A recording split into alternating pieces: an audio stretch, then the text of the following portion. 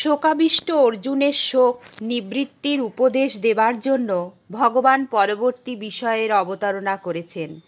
শ্রী ভগবান উবাচ অশোচ্যান্ন শোচস্ত্বং প্রজ্ঞাবাদাংশ্চ ভাষসে গতাসূন গতাসূংশ্চ নানুশোচ্যন্তি পণ্ডিতাঃ।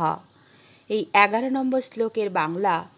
শ্রী ভগবান বললেন, যাদের জন্য শোক করা উচিত নয় তাদের জন্য তুমি শোক করছো, আবার পণ্ডিতদের মতো কথা বলছো, কিন্তু পণ্ডিতগণ মৃত বা জীবিত কারোর জন্য শোক করেন না। মানুষের শোক তখন হয় যখন সে জগতের প্রাণী ও পদার্থগুলিকে দুই ভাগে ভাগ করে নেয়।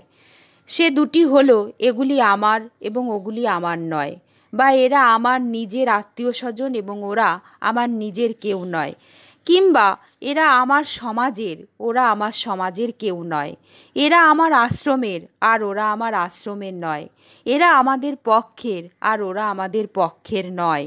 যারা আমাদের, তাদের জন্য মমতা, কামনা, ভালোবাসা, আসক্তি জন্মায়। এই মমতা, কামনা ইত্যাদির জন্যই শোক, চিন্তা, ভয়, উদ্বেগ ইত্যাদি দোষ উৎপন্ন হয়। এমন কোনো দোষ বা অনর্থ নেই যা মমতা, কামনা ইত্যাদি থেকে জন্মায় না। এটি হলো সিদ্ধান্ত। গীতায় প্রথমেই ধৃতরাষ্ট্র জিজ্ঞাসা করেছেন, আমার এবং পাণ্ডুর পুত্রগণ যুদ্ধস্থলে কি করছে? যদিও পাণ্ডবগণ ধৃতরাষ্ট্রকে পিতার থেকে অধিক শ্রদ্ধা করতেন, কিন্তু ধৃতরাষ্ট্রের নিজ পুত্রদের উপর অধিক মমতা ছিল। তাই তার মনে এরূপ পক্ষপাতিত্ব ছিল যে এরা আমার এবং ওরা আমার নয়। মমত্ববোধ অর্জুনের মধ্যেও ছিল, কিন্তু অর্জুনের মমত্ববোধ ধৃতরাষ্ট্রের মতো ছিল না। অর্জুনের মধ্যে ধৃতরাষ্ট্রের মতো পক্ষপাতিত্ব ছিল না। তাই তিনি সকলকেই আত্মীয় মনে করেছেন, দৃষ্টেমং স্বজনম, এবং দুর্যোধন আদিকেও আত্মীয় বলে জানিয়েছেন, স্বজনং হি কথং হত্বা সুখিন শ্যাম মাধব। এর তাৎপর্য হচ্ছে এই যে সমগ্র কুরুবংশীয়দের প্রতি অর্জুনের মমত্ব ছিল এবং সেই জন্য তাদের মৃত্যুর আশঙ্কায় অর্জুন শোকমগ্ন হয়েছিলেন। এই শোক দূর করার জন্যই ভগবান অর্জুনকে গীতার উপদেশ দিয়েছিলেন, যেটি এই 11তম শ্লোক থেকে শুরু হয়েছে। পরিশেষে এই শোক যে অনুচিত সেটি জানিয়ে ভগবান বলেছেন, তুমি আমারই শরণাগত হও এবং শোক করো না, মা শুচঃ। কারণ সংসারের আশ্রয় নিলেই শোক হয়, আর অনন্যভাবে আমার শরণাগত হলে শোক, চিন্তা ইত্যাদি সব দূর হয়ে যাবে। অশোচ্যান্ন শোচস্ত্বম। জগৎ সংসার মাত্রেই দুটি বিষয় থাকে, সৎ এবং অসৎ, শরীরী এবং শরীর। এই দুয়ের মধ্যে শরীরই হচ্ছে অবিনাশী এবং শরীর হলো বিনাশী, দুটিই অসত্য। অবিনাশী কখনো বিনাশপ্রাপ্ত হয় না, তাই তার জন্য শোক করার কোনো প্রশ্নই নেই, এবং যেটি বিনাশী বা বিনাশশীল তা বিনাশপ্রাপ্ত হবেই, তা কোনো সময়েই স্থায়ী রূপে থাকে না, তাই তার জন্যও শোক করা চলে না। অর্থাৎ শোকগ্রস্ত হওয়া যেমন শরীরের জন্যও উচিত নয়, তেমন শরীরের জন্যও উচিত নয়। শোক কেবলমাত্র মূঢ়তার অর্থাৎ অবিবেকের কারণেই হয়ে থাকে। মানুষের জীবনে জন্ম, মৃত্যু, লাভ, ক্ষতি ইত্যাদি রূপে যে সকল পরিস্থিতির উদ্ভব হয় তা সমস্তই প্রারব্ধ অর্থাৎ সকৃত কর্মের ফল। সকৃত মানে নিজের করা কর্মের ফল। সেই অনুকূল প্রতিকূল পরিস্থিতির জন্য শোক করা বা সুখ দুঃখ অনুভব করা মূঢ়তা বা বোকামি। কারণ পরিস্থিতি অনুকূল বা প্রতিকূল যাই হোক, তার শুরু এবং শেষ থাকেই, অর্থাৎ সেই পরিস্থিতি প্রথমে ছিল না এবং শেষেও থাকবে না। যে পরিস্থিতি আদি ও অন্তে থাকে না তা মধ্যভাগেও মুহূর্তের জন্যও স্থায়ী হয় না। যদি স্থায়ী হতো তাহলে শেষ হয় কি করে, আর যদি শেষ হয় তবে স্থায়ী হয় কিভাবে? এইরূপ প্রতিক্ষণ ব্যয়িত অনুকূল প্রতিকূল পরিস্থিতির জন্য আনন্দিত বা দুঃখিত হওয়া বা সুখ দুঃখ অনুভব করা শুধু মূর্খতা। প্রজ্ঞাবাদাংশ্চ ভাষসে। একদিকে তুমি পণ্ডিতদের মতো কথা বলছো, অন্যদিকে শোক করছো। তুমি কেবলমাত্র কথাই বলে যাচ্ছ। তুমি প্রকৃতপক্ষে পণ্ডিত নও, কারণ সত্যিকারের পণ্ডিতগণ কখনো কারোর জন্য শোক করেন না। কুলো নাশ হলে কুলধর্ম নষ্ট হয়ে যাবে। ধর্ম নষ্ট হলে স্ত্রীগণ দূষিত হবে, যাতে বর্ণসংকর উৎপন্ন হবে। এর ফলে কুলঘাতকগণ এবং তাদের কুল নরক প্রাপ্ত হবে। শ্রাদ্ধ তর্পণ না হওয়ায় এদের পিতৃকুলের পতন ঘটবে। তোমার এইরূপ পণ্ডিতি বাক্যে প্রমাণিত হয় যে শরীর বিনাশশীল এবং শরীরই অবিনাশী। শরীরই যদি অবিনাশী না হতেন, তবে কুলঘাতী এবং কুলের নরকে যাওয়ার ভয় থাকতো না, বা পিতৃকুলের পতন হবার চিন্তা থাকতো না। যখন তোমার কুল এবং পিতৃগণের জন্য চিন্তা হচ্ছে, তখন এই প্রমাণিত হয় যে শরীর বিনাশশীল এবং তাতে স্থিত শরীর হচ্ছে নিত্য। সুতরাং শরীর নষ্ট হবার কথা ভেবে তোমার শোক করা কখনোই উচিত নয়। গতা শুনো গতা সংশ্চ। সকলের প্রাণ বিয়োগ অবশ্যই অবশ্যম্ভাবী। এর মধ্যে অনেকে মারা গেছে এবং জীবিতরাও মারা যাবে। সুতরাং কারোর জন্যই শোক করা উচিত নয়।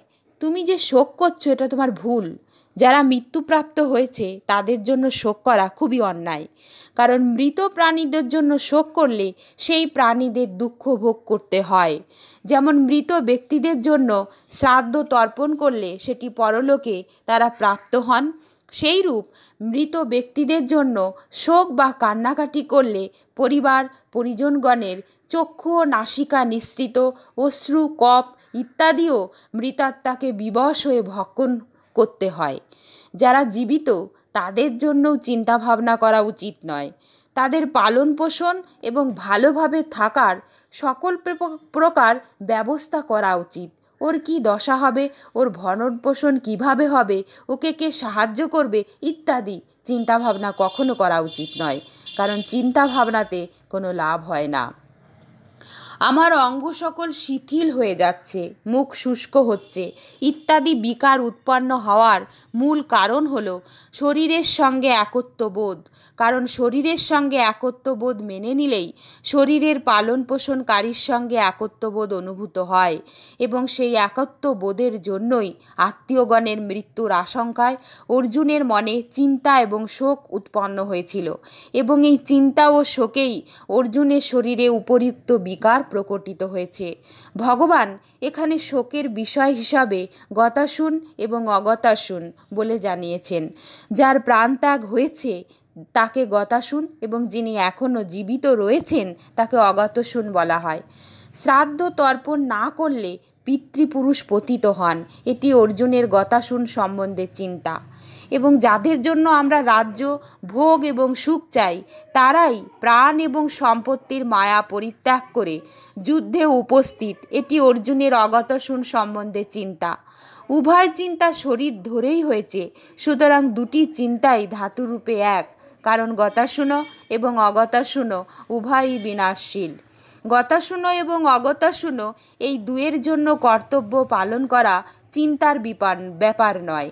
গতাসুন এর জন্য পিণ্ডদান এবং শ্রাদ্ধ তর্পণ কর্তব্য, এবং অগতাসুন এর জন্য সর্বপ্রকার ব্যবস্থা ও জীবন নির্বাহের সংস্থান করা কর্তব্য। কর্তব্য পালন কোনো উদ্বেগের বিষয় নয়, বরং বিবেচনার বিষয়। বিবেচনার সাহায্যে কর্তব্য বোধ হয় এবং চিন্তায় বিবেচনা বোধ নষ্ট হয়। নানুষ্যন্তি পণ্ডিতাহ। সৎ অসৎ এই দুটির পার্থক্য যে জানে, সেই বিবেকবতী বুদ্ধিকে পণ্ডা বলা হয়। পণ্ডা বিকশিত হয়েছে, অর্থাৎ যার সৎ অসৎ বিষয়ে স্পষ্ট বিবেক হয়েছে তাকে পণ্ডিত বলা হয়। এইরূপ পণ্ডিতগণ সৎ অসতের জন্য শোক করেন না, কারণ সৎকে সৎ বলে মনে করলেও শোক হয় না, এবং অসৎকে অসৎ বলে মনে করলেও শোক হয় না। স্বস্বরূপ স্বয়ং সৎস্বরূপ, আর পরিবর্তনশীল শরীর অসৎ স্বরূপ। অসৎকে সৎ বলে মনে করলেই শোক উৎপন্ন হয়, অর্থাৎ এই শরীর ইত্যাদি এরূপই যেন থাকে, কখনো যেন নষ্ট না হয়, এইরূপ ধারণা পোষণ করলেই শোক হয়। সতের জন্য কখনো উদ্বেগ বা শোক হয় না। পরিশিষ্ট ভাব। মানুষের মধ্যে দুটি ভাগ রয়েছে, এক ভাগ শরীরের, অপর ভাগ শরীরীর বা দেহির। দুটি একে অপরের থেকে সম্পূর্ণভাবে সম্পর্ক বর্জিত। দুয়ের স্বভাবও পৃথক, একটি জড় অপরটি চেতন, একটি বিনাশশীল অন্যটি অবিনাশী, একটি বিকারশীল অপরটি নির্বিকার, একটি প্রতি মুহূর্তেই পরিবর্তনশীল, অপরটি অনন্তকাল পর্যন্ত একইভাবে বিরাজমান। ভূতগ্রাম স এবায়ব স্বর্গে অপি নবজায়ন্তে প্রলয়ে ন ব্যথন্তি চ। 14 নম্বর অধ্যায়ের 2 শ্লোক এটি। শরীরের দ্বিতীয় অধ্যায়ের গীতার 2 অধ্যায়ের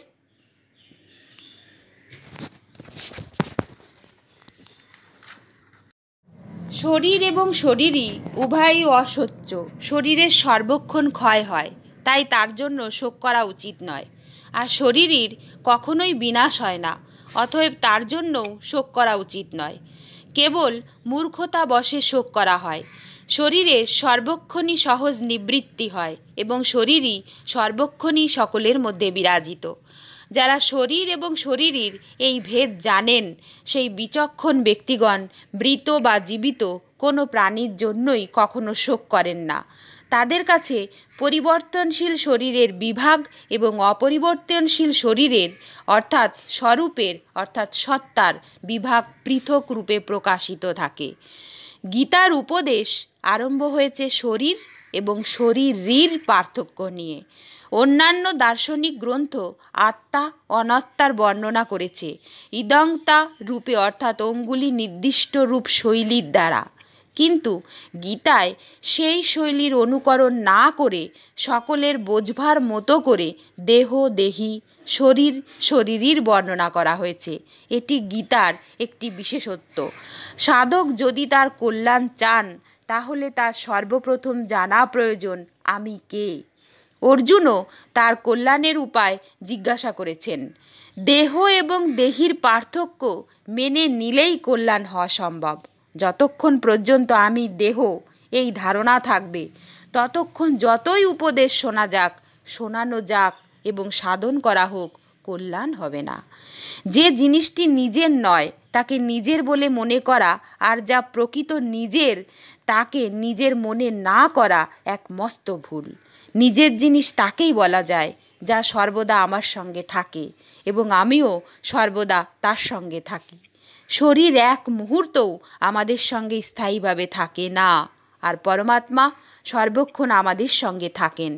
কারণ শরীর ও জগৎ সংসার একই জাতীয়, আর আমাদের অর্থাৎ শরীরের সাজাত্য পরমাত্মার সঙ্গে।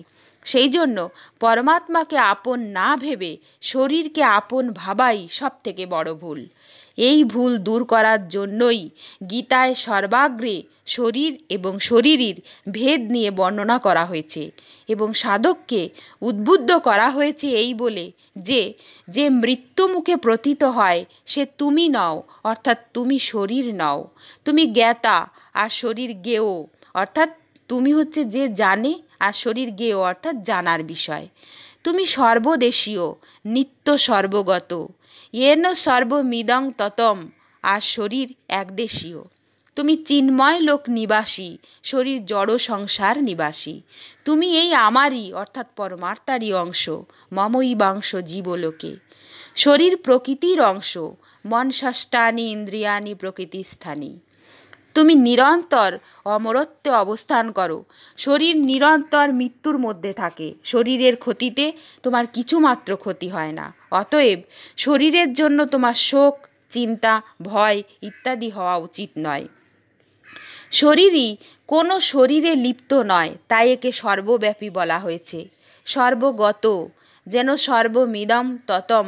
তাৎপর্য হলো যে স্বরূপ হলো শুধুমাত্র অস্তিত্ব, অতএব তা প্রকৃতপক্ষে শরীরই মানে দেহ সম্পন্ন নয়, তা অশরীরী। এই জন্য ভগবান তাকে অব্যক্তও বলেছেন। অব্যক্ত অব্যক্তাদীনি ভূতানি। শরীর প্রতিক্ষণেই ক্ষয় হয়, অর্থাৎ তা অসৎ। অসতের সত্তা বিদ্যমান নয়, না সতে বিদ্যতে ভাবো। যার সত্তা বিদ্যমান নয় এমন অসৎ শরীরকে নিয়ে সাধক কি করে শরীরই পদবাচ্য হয়।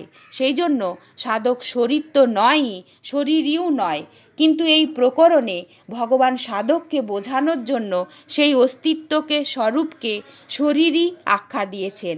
শরীরই কথাটি বলার অর্থ হলো যে তুমি শরীর নও। আমরা যখন শরীর এবং শরীরীকে নিয়ে আলোচনা করি, সেই সময় শরীরই যেভাবে থাকে, যখন আলোচনা করি না তখনও তেমনই থাকে। বিচার করার বস্তুর অবস্থানের কোনো পার্থক্য হয় না, শুধু সাধকের মোহ দূর হয়, তার মনুষ্য জন্ম সার্থক হয়। মানুষ বিবেকসম্পন্ন প্রাণী, তাই আমি শরীর নই, মানুষের মধ্যেই এই প্রকার বোধ আসা সম্ভব। শরীরকে আমি আমার মনে করা মনুষ্য বুদ্ধি নয়, তা হলো পশু বুদ্ধি। তাই শ্রী শুকদেব রাজা পরীক্ষিতকে বলেছেন, হে রাজন, আমার মৃত্যু হবে, এই পশু বুদ্ধি তুমি এবার পরিত্যাগ করো।